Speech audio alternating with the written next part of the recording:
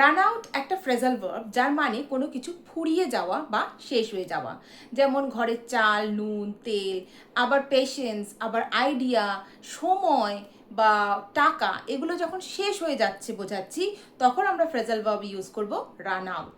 এবার রান আউটের মধ্যে রান হচ্ছে ভার্ব, তাই এর 5টা ফর্মস হলো run, ran, run, running, runs.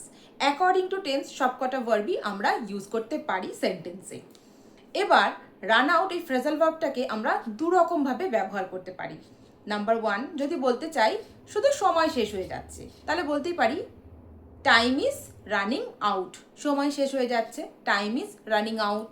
টাকা শেষ হয়ে যাচ্ছে, মানি ইজ রানিং আউট। যদি এখানে ইনক্লুড করতে চাই যে আমাদের সময় শেষ হয়ে যাচ্ছে বা আমাদের টাকা শেষ হয়ে যাচ্ছে, তখন বলতে পারি we are running out of time, we are running out of money. দুরকমভাবেই এই ফ্রেজাল ভার্বটাকে ইউজ করা যায় সেন্টেন্সে।